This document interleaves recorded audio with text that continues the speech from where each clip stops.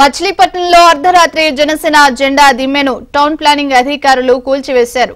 దీంతో తీవ్ర ఉద్రిక్తత ఏర్పడింది. 11వ డివిజన్లోని భాస్కరపురంలో ఏర్పాటు చేసిన జనసేన జెండా దిమ్మెను పోలీసులు కూల్చివేయడంపై జన సైనికులు మండిపడుతున్నారు. అధికార వైసీపీ నేతల ఒత్తిళ్ల కారణంగా అధికారులు దిమ్మె కూల్చివేశారంటూ ఆరోపిస్తున్నారు.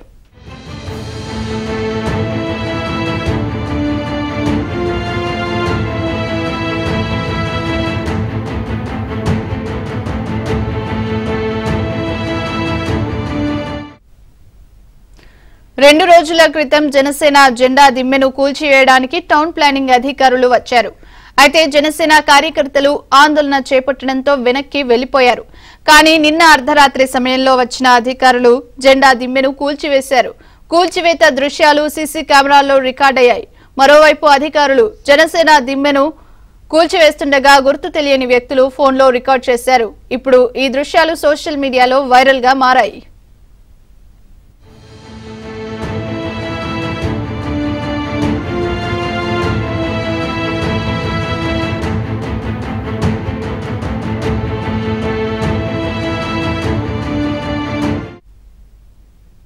మరింత సమాచారాన్ని మా కరెస్పాండెంట్ ప్రసాద్ అందిస్తారు. ప్రసాద్, చూస్తున్నాము వైపు బాలశౌరి జనసేనలో చేరుతున్న తరుణంలో ఈ విధంగా జనసేన జెండా దిమ్మెను కూల్చివేశారు టౌన్ ప్లానింగ్ అధికారులు. స్థానిక జనసేన నేతలు ఏం చెప్తున్నారు?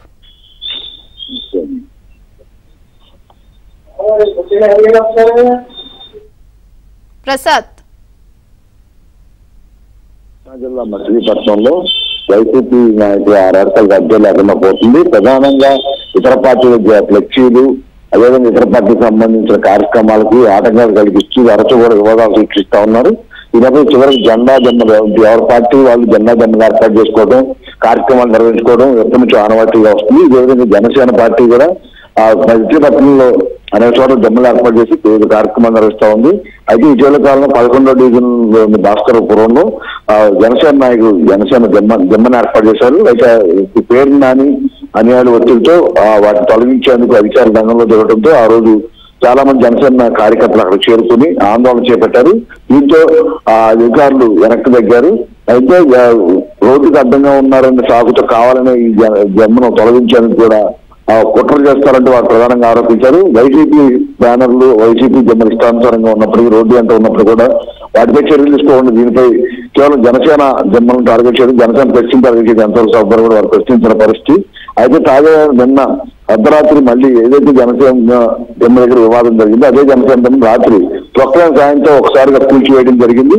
అంతేకాదు కూల్చివేసే ఘటన కూల్చివేసినట్టు నిర్ధారిస్తూ సెల్ ఫోన్లు, వీడియోలు, ఫోటోలు కూడా చిత్రీకరించి వాటన్నిటి కూడా ఒక వ్యక్తి పంపిస్తున్నట్టు కూడా సీసీ కెమెరాలో మొత్తం దృశ్యాలు రికార్డ్ అయినాయి. అంటే ఇదంతా ఉద్దేశపూర్వకంగా అధికార పార్టీ నేతల ఒత్తిడితో ఎవరో కావాలనే చేయించినట్టు వారికి నమ్మకం కలిగించేందుకు వీడియోలు, ఆధారాలు కూడా పంపినట్టు కూడా ఈ సీసీ కెమెరా ఫుటేజ్ ద్వారా అర్థమవుతోంది.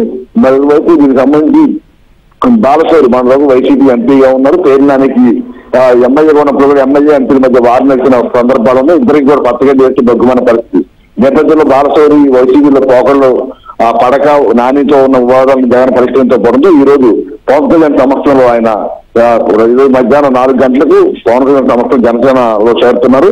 దీనికి సంబంధించి గుంటూరు కృష్ణా జిల్లా నుంచి భారీ ర్యాలీ కూడా చేపట్టారు. ఈ పరిణామాల నేపథ్యంలోనే కావాలని ఉద్దేశపూర్వకంగా జమ్మను తొలగించినట్టు కూడా చెప్తా ఉన్నారు.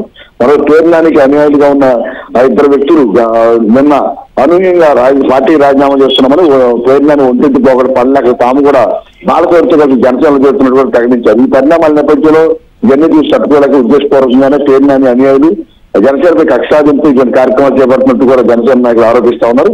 ఇటువంటి చర్యలకు సంబంధించిన అధికారులు ఎవరైతే ఉన్నో వారికి వెంటనే నిష్పక్షపాతంగా దర్యాప్తు చేసి చర్యలు తీసుకోవాలని, లేకపోతే పెద్ద ఆందోళన చేస్తామని కూడా హెచ్చరిస్తున్న పరిస్థితి కనిపిస్తా ఉంది.